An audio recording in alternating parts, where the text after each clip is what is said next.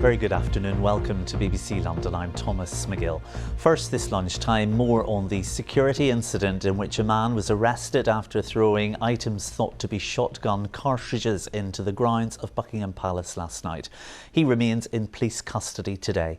The Met say they're treating it as a mental health incident and not terror related. A planned rehearsal involving more than 7,000 members of the armed forces went ahead as planned, as Vinnie McAviney reports. Preparations for the biggest march of their lives. After weeks of practicing separately, more than 7,000 personnel from across the UK and Commonwealth's armed forces came together overnight in central London to rehearse for Saturday's processions to and from Westminster Abbey. Soldiers, sailors, aviators and musicians from all three services will be joined by personnel from 34 nations and 6 overseas territories of the Commonwealth. There was a security incident. It didn't delay the rehearsals, but around 7 p.m. last night, a person approached the front gates. They started throwing objects into the grounds. Those were seen to be shotgun cartridges. So the person was detained by the police. He was searched and they found a knife, so he was arrested. He also, though, had a suspicious bag with him, so police cleared this area, carried out a controlled detonation. No one was hurt, and we're told the King and the Queen Consort were not in residence at the time. I don't think the incident really affected us. Security is the responsibility of the Metropolitan Police, and they dealt with it very quickly and professionally. This is the one-off. There won't be another rehearsal like this. And so the work really is to touch up on the small points, just a very few small points which we saw this morning, to put those right in people's concentration areas around southern England. People will work on that for the remainder of the week and then come and deliver what I think will be an amazing spectacle on Saturday. The smaller first procession from Buckingham Palace to the Abbey is called the King's Procession. The King and Queen Consort travel by carriage down the Mall, through Admiralty Arch to Trafalgar Square, then turn down Whitehall and through Parliament Square to the Abbey. The return coronation procession will follow the same route, but be much larger. It's been 70 years since a military ceremonial operation of this scale was put on for Queen Elizabeth II's coronation. On that day, a 4-year-old Prince Charles watched his own mother become sovereign and has talked of his memories of the occasion. One of those taking part in the procession this time is Captain Jordan Whiteman. He's received some advice from his grandfather, then Sergeant Charles White, who took part in the last coronation.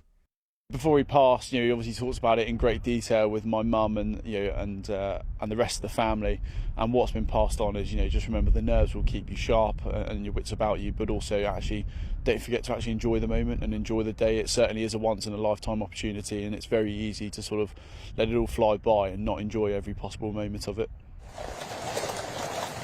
There will be more rehearsals over the next few days to help overcome any lingering nerves and ensure Saturday's pageantry for their new Commander-in-Chief, King Charles III, impresses both him and a global audience of hundreds of millions.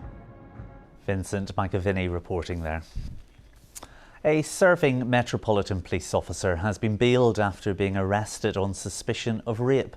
The incident happened on Sunday. Another officer and a third man were also arrested on suspicion of kidnap and possession of Class A drugs. They have now been released with no further action. A 33-year-old man remains in custody on suspicion of murder after a woman was fatally stabbed in Brixton on Monday. Police said the 31-year-old victim was approached from behind at Stockwell Park Walk. The Met added there was currently no information to suggest she knew her attacker. The Mayor of London says he has met a target set to help deliver new council homes in the capital.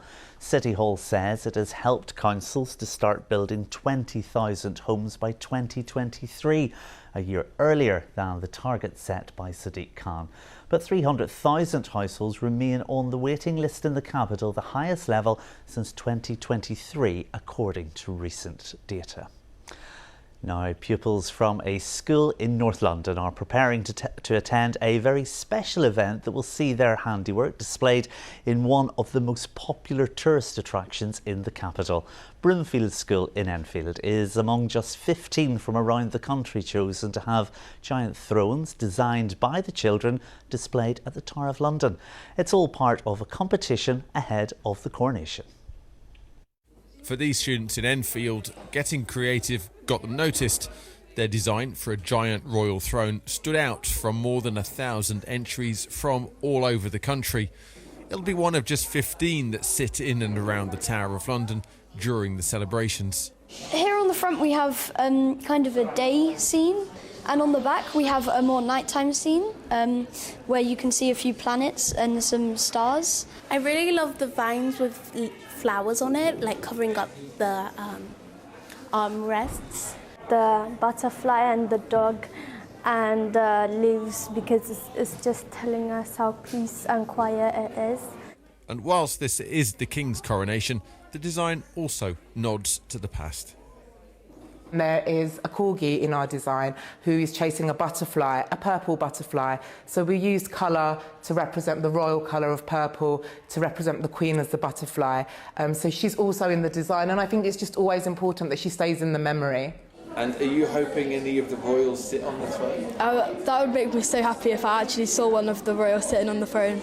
After the coronation, the throne will come back to the school for good, something the head is hoping might attract its own royal visit.